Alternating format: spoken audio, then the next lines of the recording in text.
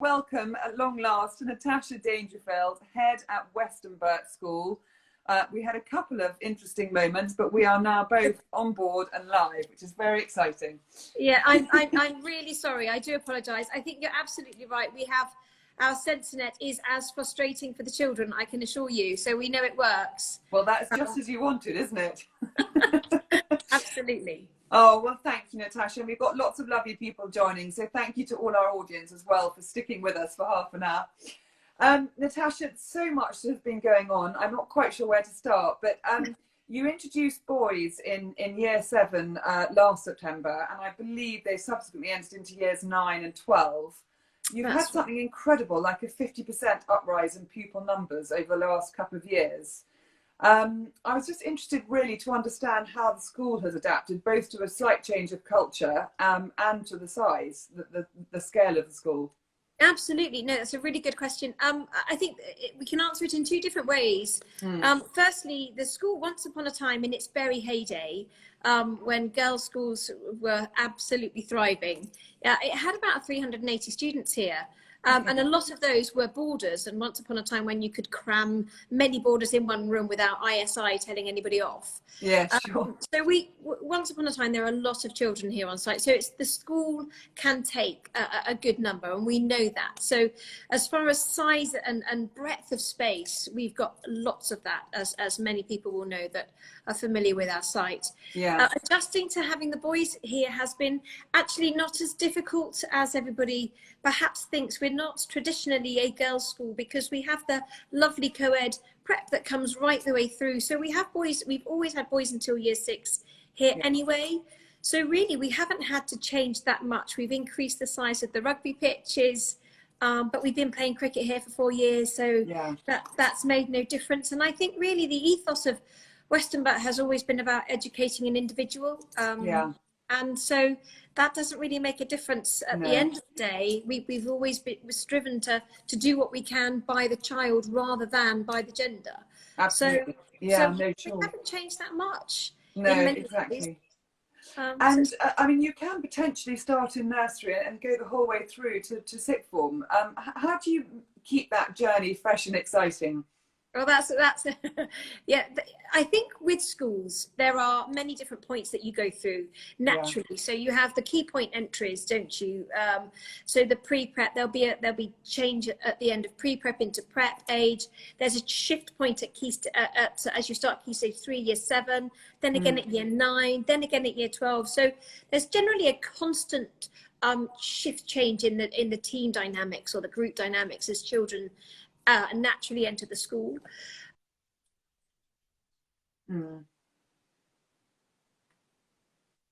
Time and difference to those different key stages or those different age ranges, we ensure that they have the best time here at school. I think educationally their journey is so exciting. They change as they move in from their prep school, they come into their learning experience at key stage 3.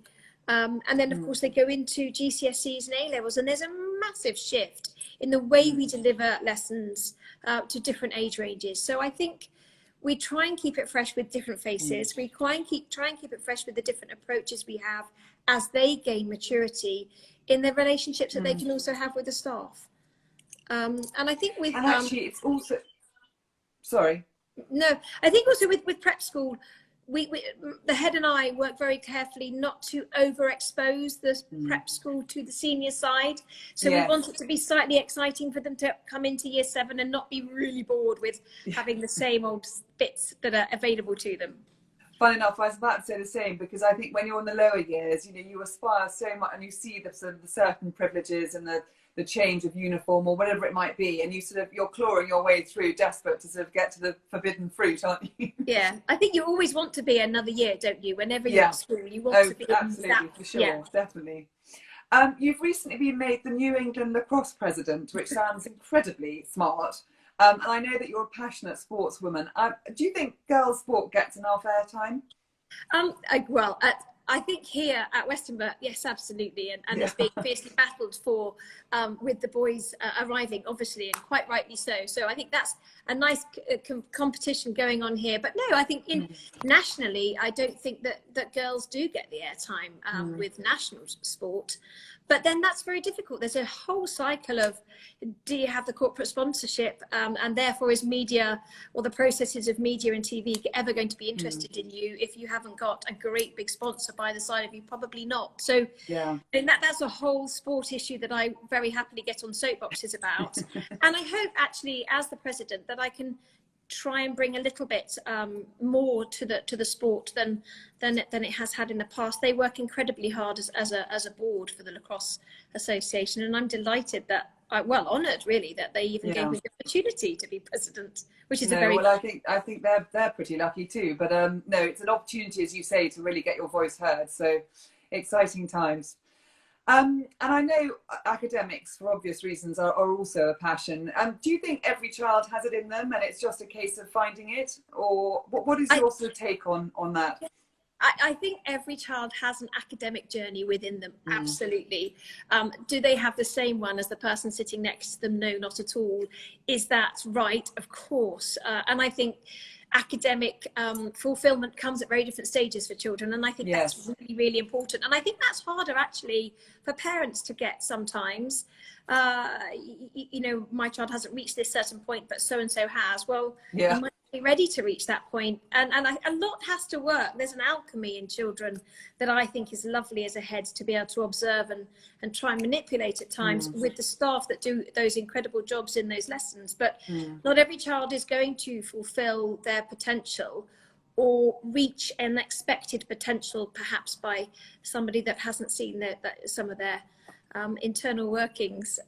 So I think every child has a journey, but not everyone is going to be the same. And I think we should always help encourage them to find what they are going to be best at and excel in those areas and support the other areas to meet the points at which they have to in order to fulfill to the next stage, whatever that might be, GCSEs, A-levels, university or not. And I guess success is measured in very different ways, isn't it? And as you say, some of that is managing, dare I say it, parent expectations, who may or may not be living their own lives again through their children, but also, as you know, measuring success. It's up for a huge, debate, isn't it? Absolutely, and everybody will have a very different perspective on what success looks like. You know, we live in an age now where we all know the power of positive mental health, and I think if you can measure any success for any child, it's to be able to come out the other end of something, whatever that might be, with as much of a positive experience within that to fulfill that confidence within them. And I think that's successful. And to be able to reflect on the period of time that you've had with an you feel the way that you think, for the better of anyone that's around you. No, absolutely. And I always think that for a head, particularly balancing home life and work, it must be a huge juggle, particularly when you're living on site. Are you good at switching off? And if so, what do you do what do you like doing just to relax? Do you know what? I'm so fortunate to be the head here and to live on site. I have this incredible back garden. So I walk around the school site is an incredible switch off, even though you're constantly thinking about things that you need to do. But actually, it's wonderful to be able to have here, to wander around. But equally, I think we have. I love to potter around in the garden. I am no Holford, arboreist or anything like that, and my horticultural knowledge is way below that of the ancestors here. But to potter around in the garden, to walk the dog, to be with the family, that's my switch off.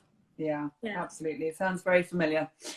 And just touching on the heritage, I mean, Westonbirt is renowned as being one of the finest examples of a Victorian stately home in England. As you mentioned, Holford, I mean, he built it, I think, in 1862 over a period of time, and this incredible botanical collection that is also that you host. how, again, are there restrictions? I mean, the wants and needs of a school are not necessarily always matched to that sort of wonderful listed building. Is it quite a challenge to make sure that you meet both? Yes. And I think possibly I underestimated that when I took the role on, actually. I wasn't trained to be an architect or an engineer, and he was, and he had all of that background. It's been an incredible challenge to manage both, and it's been an incredible challenge to fit a school in something that wasn't purpose built for exactly that. But I think there is a privilege in that, and I hope that privilege and responsibility goes hand in hand with how we develop the children, actually. So they have this amazing backdrop, which I hope inspires creativity, stimulates senses, and all of these wonderful things.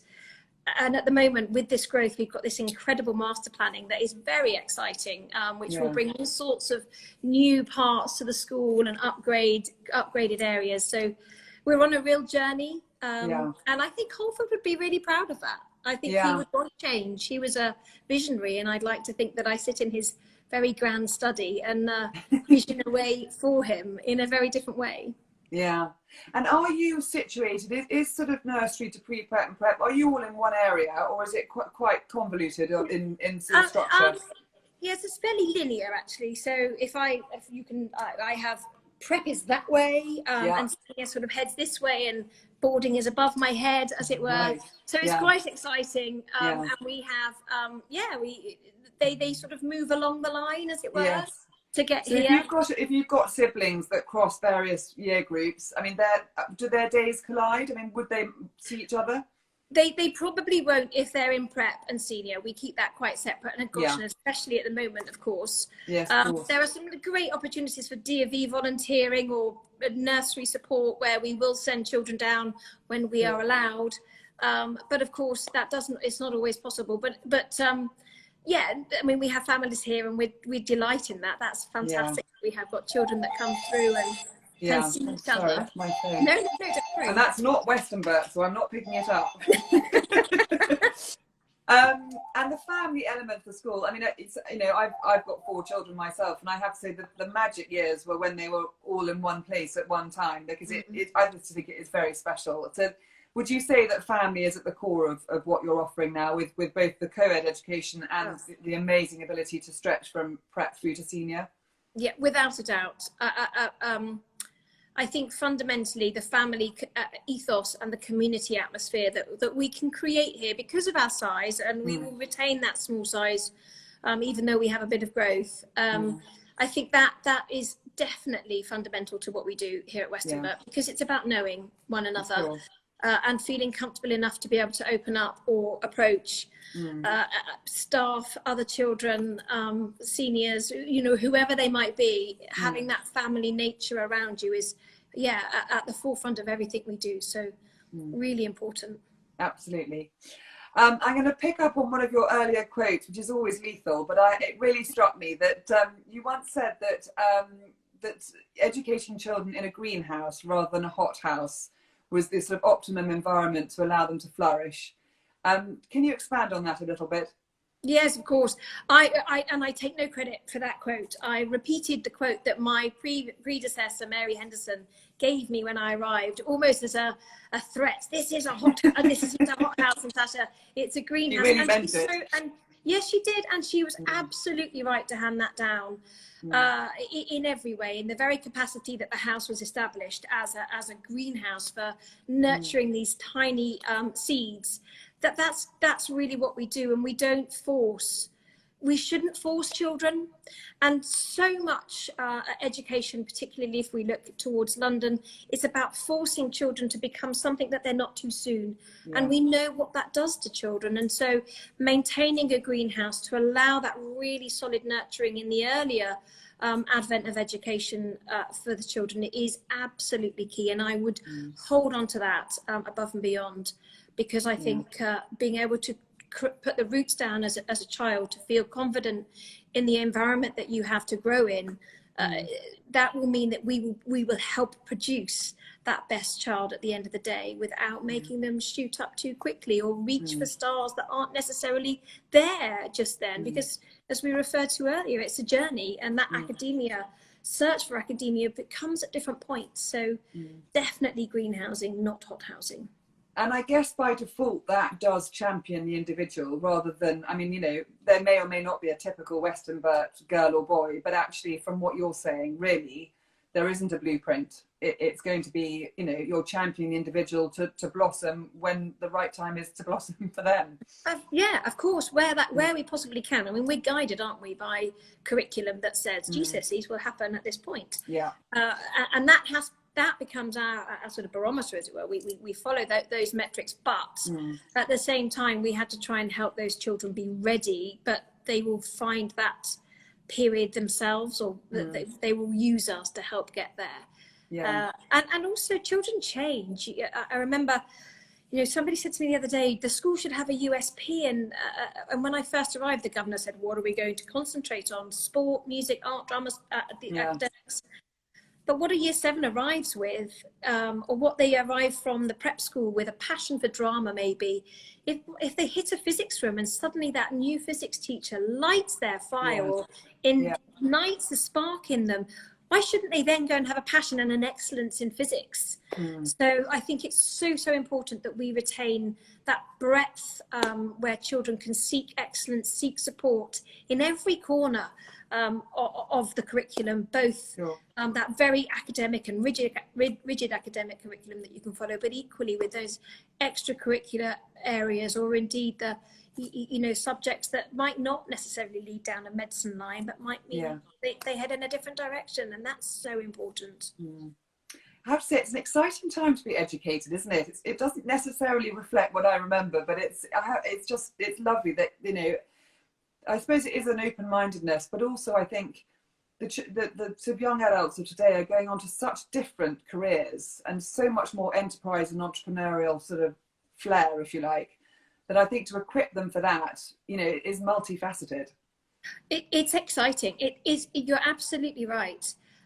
Confusing, I think, for some, because so much change is happening, and at once. I mean, crikey, look at our change in the last 18 months. Look at what we've all achieved in 18 months. We didn't think this was possible, or even think that we were going to do suddenly all become online learners. I mean, that's incredible, isn't it?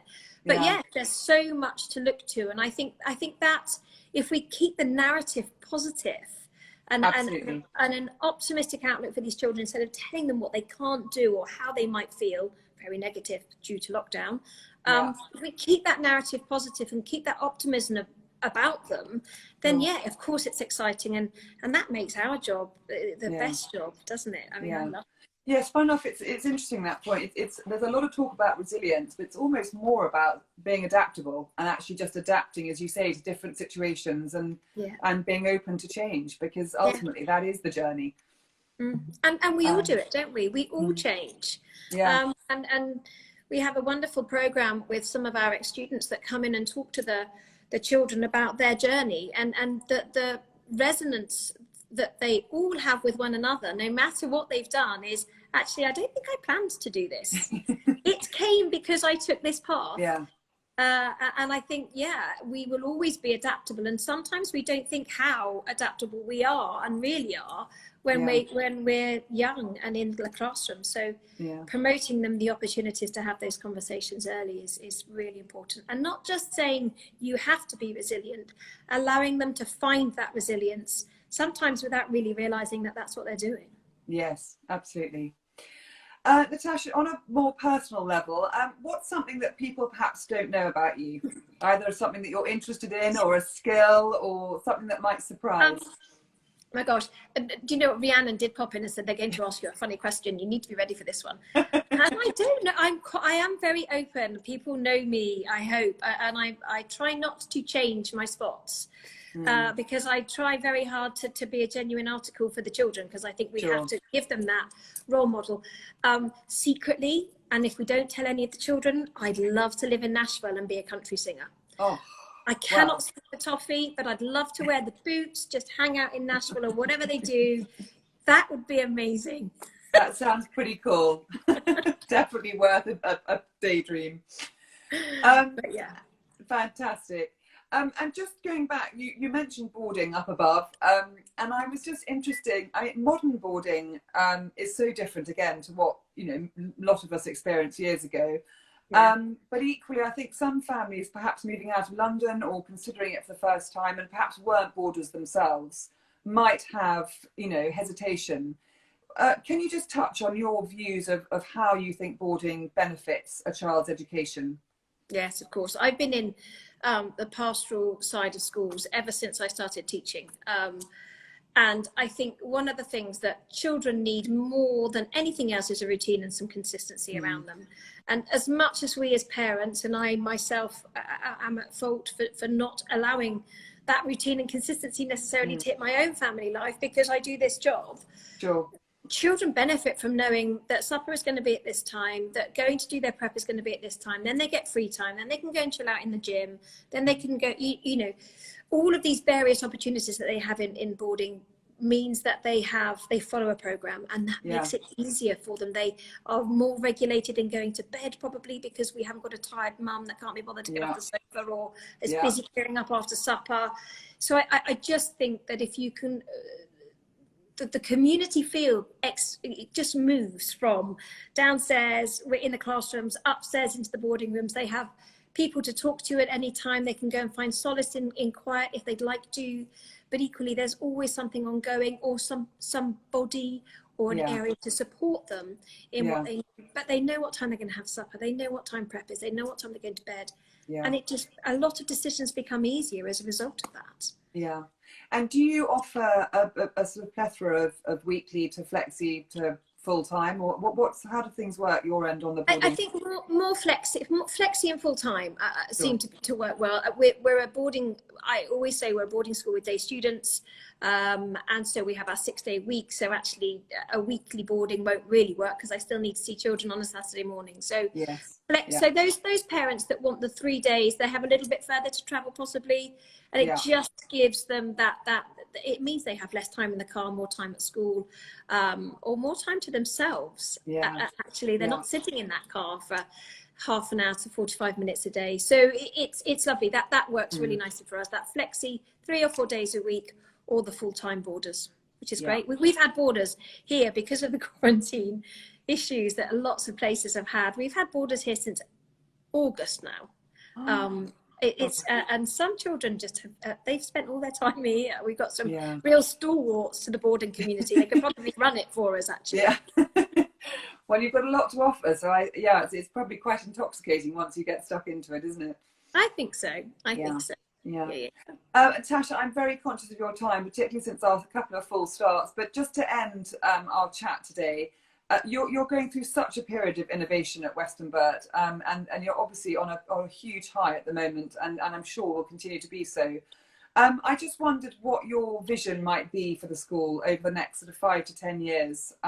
If you had a crystal ball, what would you like to see in it?